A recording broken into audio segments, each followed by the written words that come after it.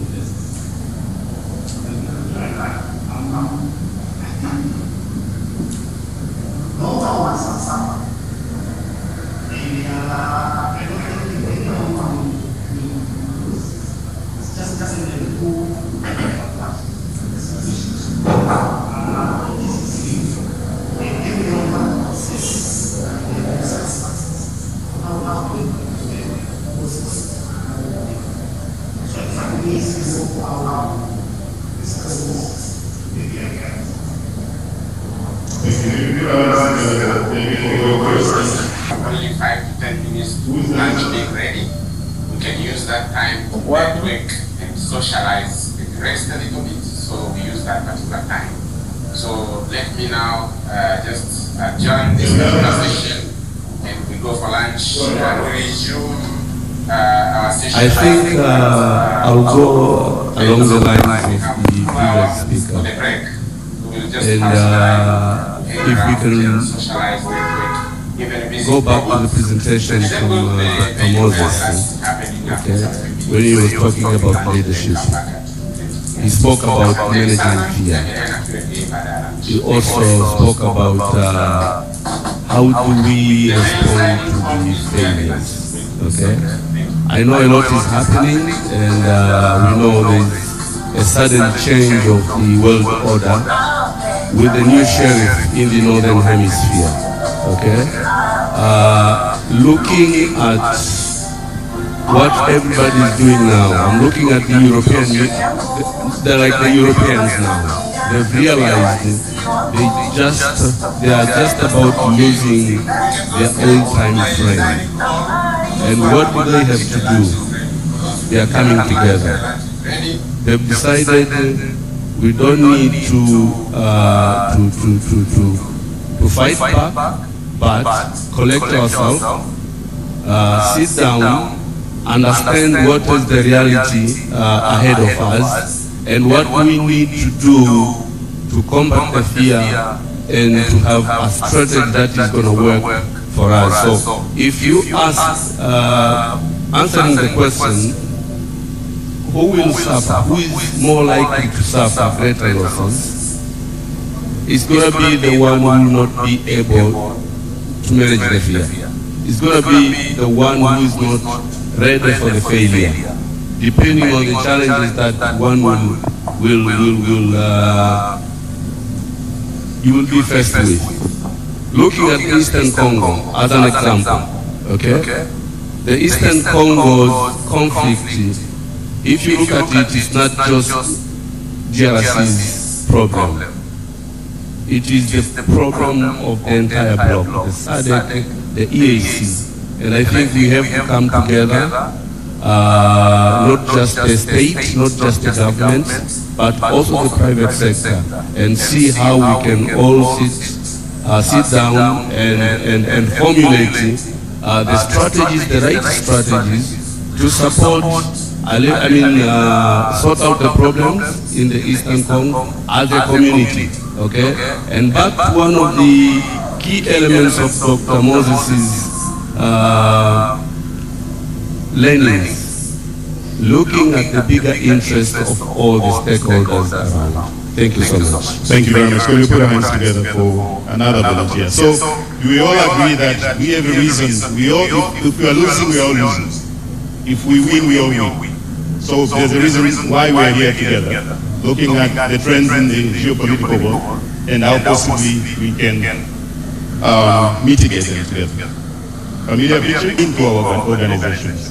Can we go back to the first? All right. I just want to expand. Please. If you depend on causes, specifically geopolitical harm, who causes, why that happened? And again, the second part, why are you talking of losses? Why can't you also look at gains? Because the other situation is with those who lose it and those who gain it. Depending on who causes it. That's what. Our hands for Mwenyekiti, Sante. So we look at the wins as well, not only the losses. So it means my question is successful. I wanted to see if we are all on the same trend, we are on the same boat, and this is... Now, next. Talking about wins. Oh, there's another hand. Okay, please. I hope you're not taking me back to the previous slide. But I like it that the class is awake now, so... Thank you. Yes, please. I just want to chip in on your question. Okay. The question that you have given. Thank you. I'm also referring to rather comments by Professor Christina on the competitiveness of the country. That brings me to a theory, a model which will answer all those questions. That sorry, can you bring back the previous slide? Sorry, excuse me. Yeah, in the context of geopolitical turmoil, which is the more likely to suffer great losses, it is a matter of looking at the entire market. In the context of number one, ethnocentrism is a model which is far that the country, or rather consider its idea or its strategies, programs, whatever, culture are better than others. Thank you. That's one acute disease. Number two. Number two is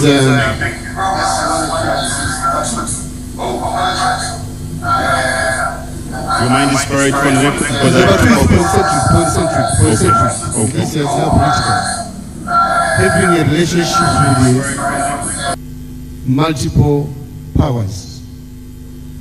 And that brings me to the non-aligned movement. When Tanzania joined the non-aligned movement to bring together the other powers which are within our group. And regional centrism is the model which tells me that we need to have a regional market. And that's where we have the Ministry of Foreign Affairs and the East Africa Community. And you have the EAC. Thank you. And geocentric model tells me that it's a model which clarifies the need for a country to join bigger group within the African continent. That's where we have now CFTA. Thank you. Our hands together for the colleagues. So I'm going to speak this. I will skip this. Now, make America great again. Perhaps, Doctor, we can discuss this over a cup of coffee. What has transpired? I know some of the banks suffered a great challenge on the Forex after USAID has been pulled out, almost 83% cut off, and the rest are the details that are there. What is the future of AGOA? And for those who have been trading along the same arrangement, it's part of the question that we are trading with ourselves. This has been talked about. So Tanzania is okay. Tanzania is gone. Okay. That can be that. Okay.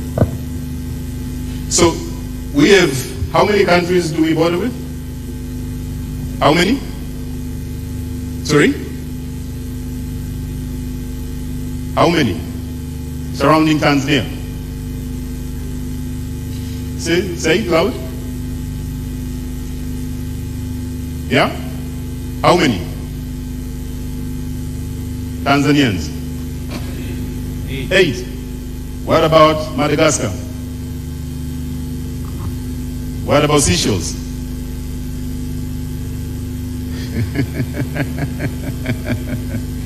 What about the ocean in between? I'm asking this question because defining the geopolitical tendencies, it begins within the regional arrangement. And the minister here mentioned about it, that perhaps before we go global, we must get it right within our regional borders, and it comes with its own risks and opportunities as well, and we must define it clearly. So, what are the objectives? And I'll go very quickly here. As I said at the beginning, I'm looking at us exchanging ideas and discuss the possible way to generating value in the face of these geopolitical disruptions. And again, it's about win-win. The state and non-state actors, all combined. And possibly enhance, at the moment, as we talk about economic diplomacy, we want to enhance the image of Tanzania outside Tanzania, at the global stage. But you are among the very reliable partners, and we want to talk about the best ways how we can do it. Another question, as I said, there will be a number of questions here as I proceed. In your own organization,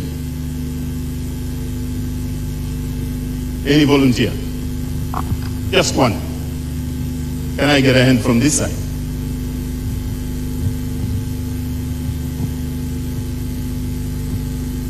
Bottom.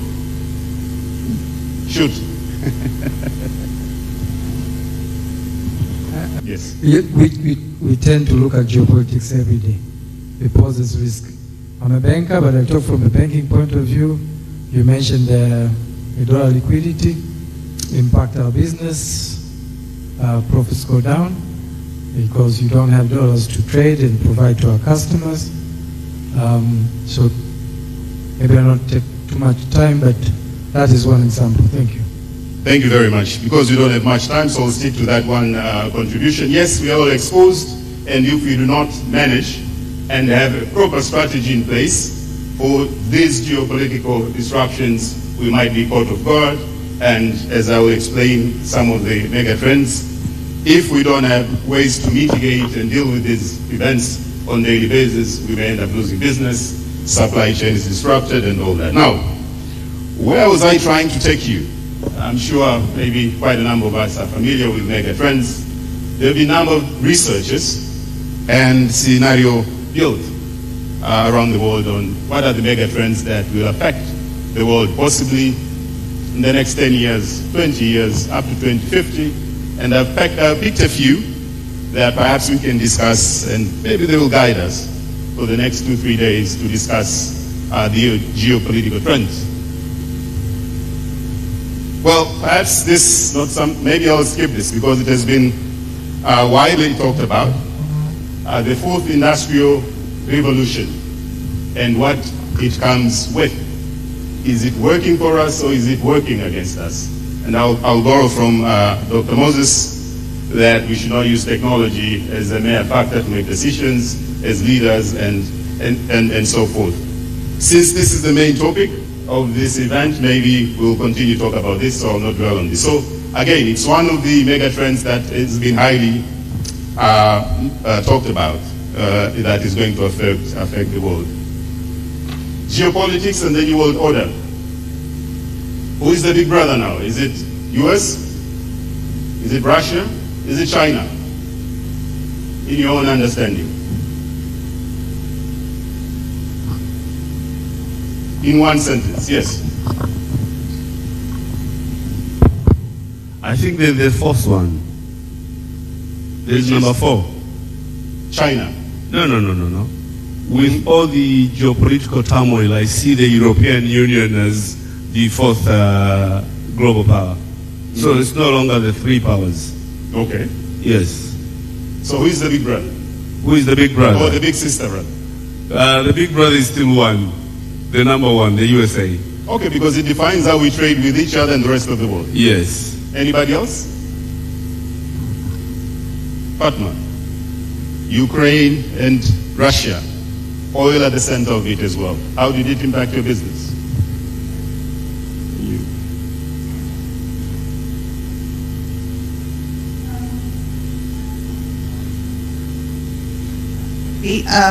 Russia being the main producer of diesel in the world, basically 10% of the diesel comes from Russia.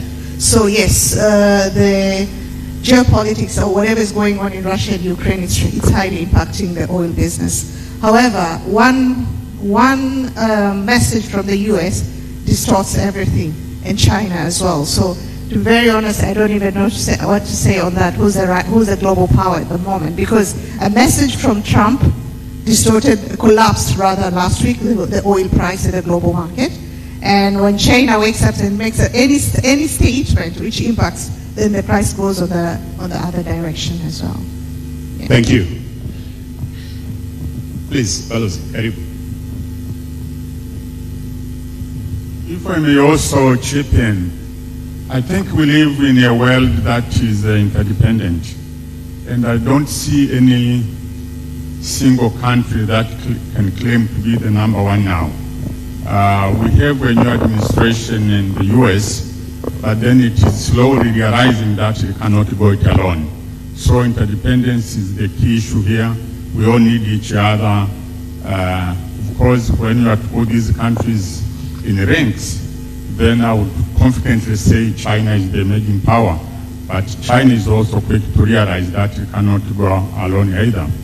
After what the Americans are doing now, Europe is trying to come together because the US has declared that it can no longer defend Europe. And therefore Europe is trying to see how it can hang together so that it can be hanged when it comes to confrontation with other powers. So I would rather emphasize that we should be looking forward and see that in the coming future we are all interdependent. No one can hang alone and survive. Thank you. Thank you, Balozi. May we put our hands together for the two previous contributors. We are interdependent. It begins in this room, that the state actors, non-state actors, but also at the global stage. Tim Marshall, in the book called The Future of Geography, tends to suggest that maybe the rare elements in the world, soon they will be over-exhausted. And now our friends have decided to go start research in Mars. Doctor, have you started that?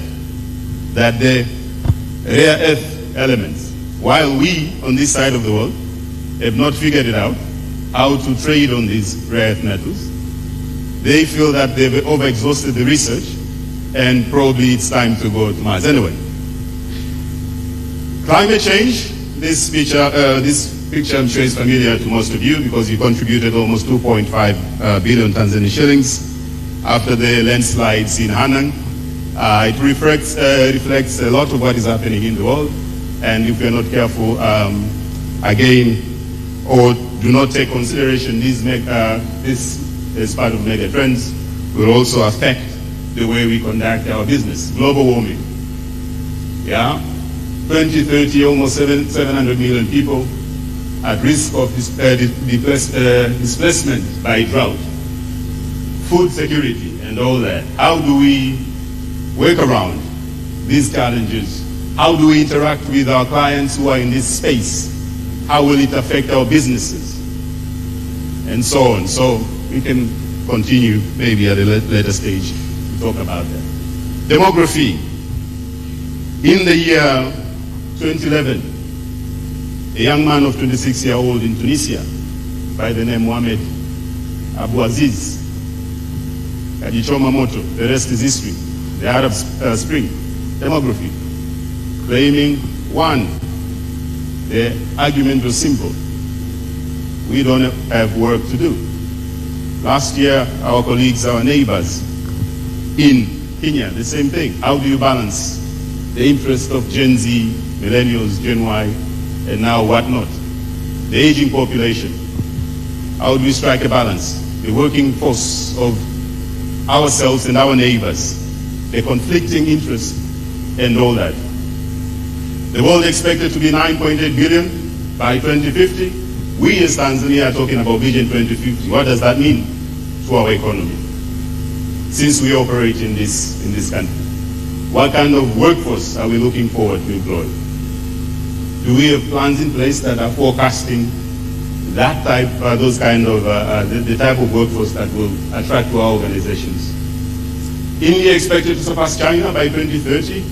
We can debate, or is it whether a reality or not, and so on. So who is, again, the next big brother or big sister that we would wish to maybe interact more with?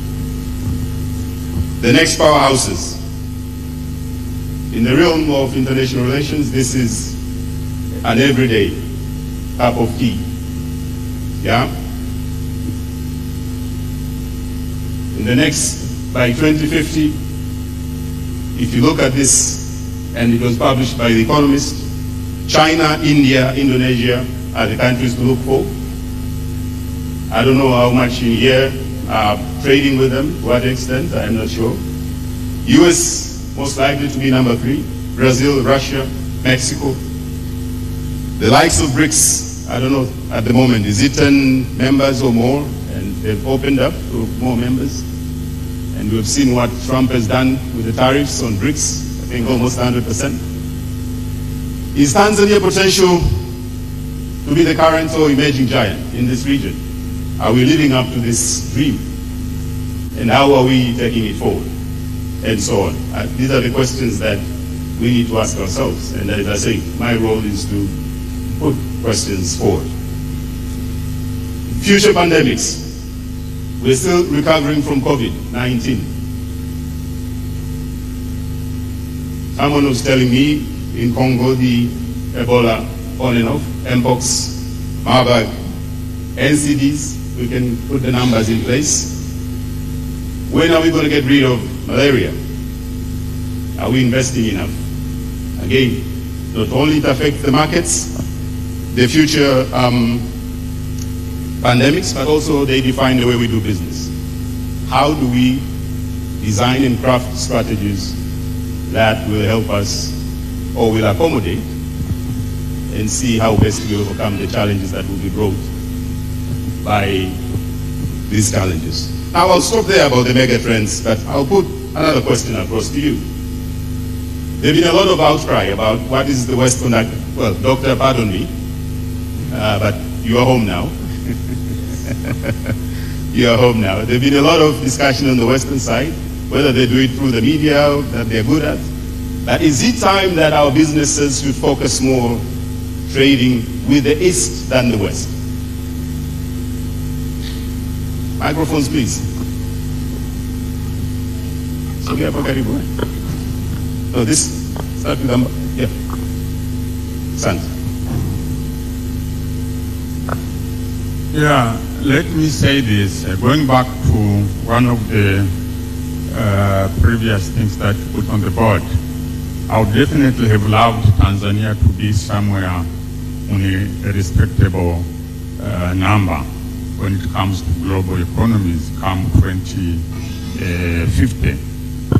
But my fear, if I may call it fear, you see Tanzania started with a command economy where basically government did business, government did everything. But then we moved slowly into a situation where we are now told the private sector should be the engine, the heart and everything. How much have we accepted this as a nation? I think this is still a challenge which we need to overcome. Have our people really grasped this, that we can no longer be conducted by what used to be relevant in those days after Uhuru. But then coming to this, should we start thinking about the East more seriously? I would say yes, I think we should. And this goes in agreement with our policy of non-alignment. We have no reason to continue sticking on the West, because seriously, the East is the power of tomorrow, and therefore we need to start thinking seriously about engaging the East as well, and I think we are already doing that. I don't envy your new job as the director in the foreign ministry, but that is something that we have to do. I know there are a number of recommendations that we should look at the East more, even in terms of diplomatic representation. But then, of course, as old habits die hard, you would want to go to London, you would want to go to New York, Paris, etc. But definitely we need to think about the East as well. Thank you. Thank you, Balozi. Our hands together for Balozi. Doctor, you had something to, please. Tumpige makofi Balozi. So that microphone in. Sante. Karibu. So very quickly. Yes, please. I actually want to throw a little bit of complexity into this. I don't really like the word East. It's the same game that was played on us. It's the West. And so now you frame this question. You are very right by framing it this way, because that's the current paradigm. It's about who can we trade with. I don't care if they are in the South, or if they are in the North, or if they are in the East. When we do this, 20 years from now, 50 years from now, another set of geopolitics will cause some person to succeed you to also be asking the question, should we be going back to the West? And then we become this continent or group of people at the whims of, is the wind blowing this way? So I will frame this. You're asking the right question. I really like this. It's about what do we want and who has it? Who can do business with us? Is that person in the North? Let's go. Is that person in the East? So be it. It becomes a matter of trajectory, direction, and not necessarily geopolitically. When we say East, we all know what we are saying. And that's what I want to take out of the contest, not to set Africa up again for this game. Thank you, Dr. Our hands together for... Now let's move forward. Yeah, it's good that we generate this discussion, and that's the reason why I say I will be asking more questions. We need to debate on the best way forward and look at our businesses in the next 20, 35 years ahead. Now, some of those believers of we should go east against the west. The other side, more tariffs. The other side, ODA. The other side, it comes with lots of attachments, restrictions. That you have, there's a way that you return in favor, if I may call it, with a high price. Some of the projection that was done, I think, by McKinsey,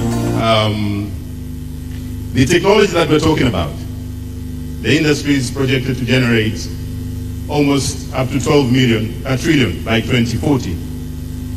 Largely of those investments coming from the East. Whether we go East or West, I'll leave it to you. I'm not here to give you answers. I'll just provoke your thoughts. 4.6 billion people, almost 57.7 will be in Asia. I know since you're coming from businesses, markets always drives a greater part of your thinking. And again, revenue around technology.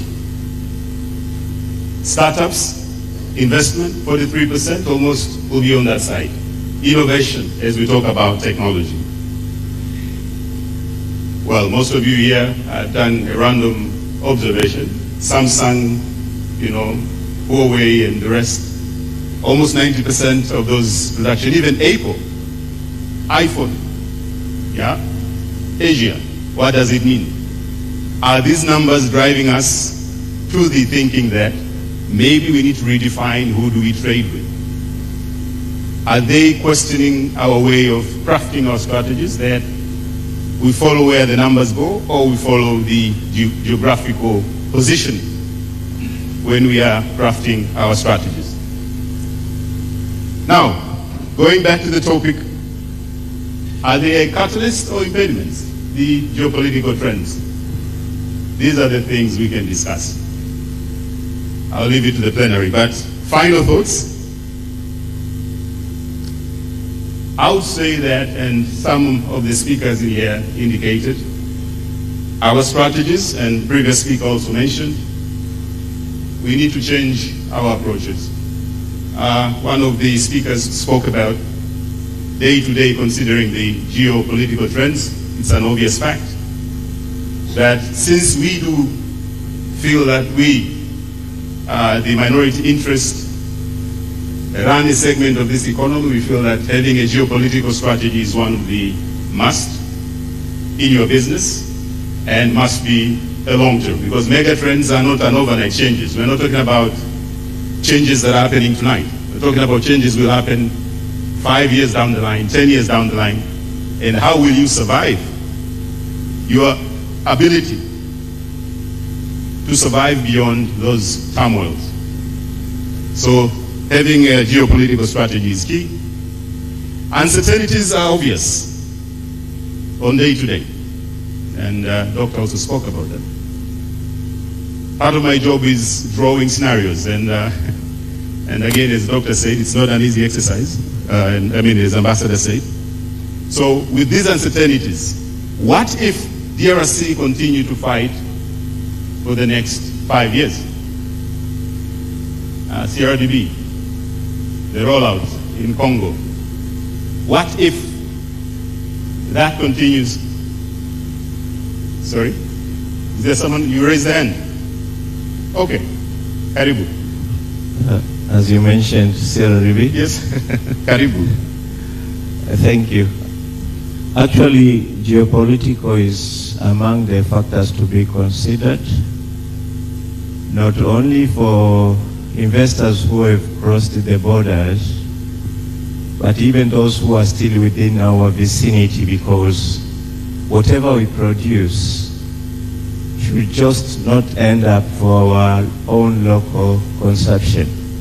So if we find a place where there is mislink, and given the fact that Tanzania is well placed strategically in terms of the location we have, we are linking other countries, not because of what they are importing on their own money, but we are linking them to supplement the gaps that they have so that we can maximize whatever we are working with.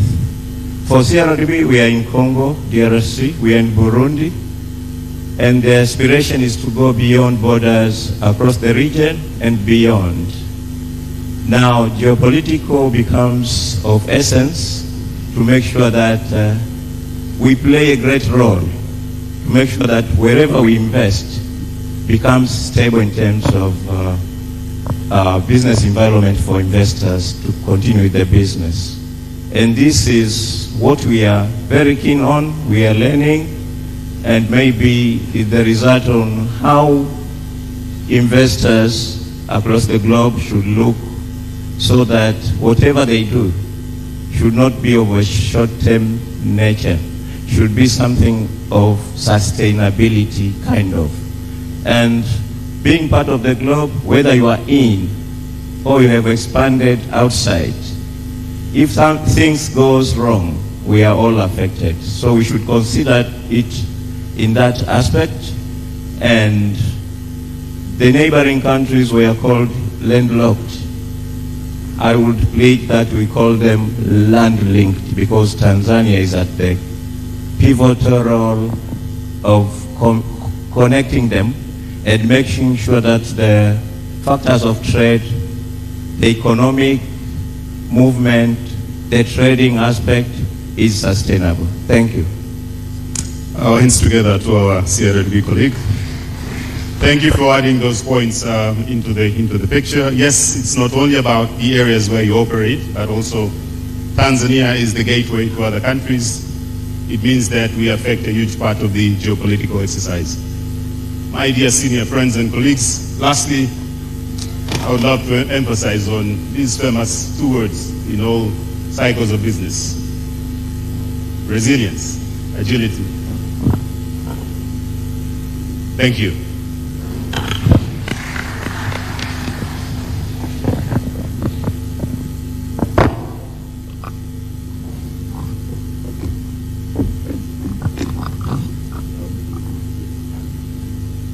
Thank you very much. Let's put our hands together again for Ambassador Makoba. Nakushukuru sana kwa kutumia vizuri muda ambao nilikupatia. That's very good. I want to confirm from the Secretariat about the tayari wa kwenda kwenye mapumziko, but in the meantime, for the economies of time, maybe we can already start to have some few questions. Yes, so I need to find the right place for the two speakers to be so that we can initiate the question process. Can you help me with the chairs for them to be here, please? So, I will invite you here now to the podium, to the front, Ambassador Makoba and Dr. Adoko. Yeah, I see hands coming up already, so we can take hands and question, maybe one round, and we see how we are going with time. I know breakfast was a bit late, so we still have some time, otherwise itakuwa viko karibu sana. So let's have a setup for the front for the speakers to be here, and then we have the Secretariat with microphones to move around for a Q&A, but also some discussions from the two presentations.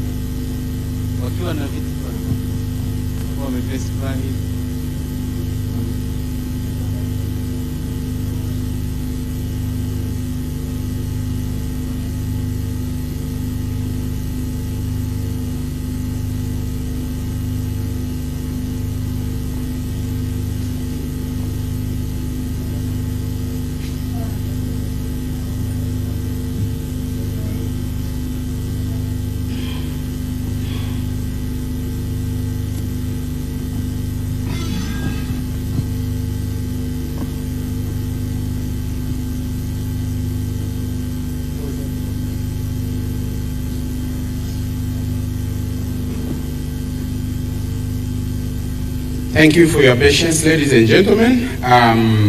We have a very designated part of our timetable to have discussions and Q&A for these two presentations later after the lunch break. I think we have only 5 to 10 minutes to lunch being ready. We can use that time to network and socialize and rest a little bit, so we use that particular time. So let me now just adjourn this particular session and we go for lunch. We resume our session back at 2:20. So we have a full hour for the break.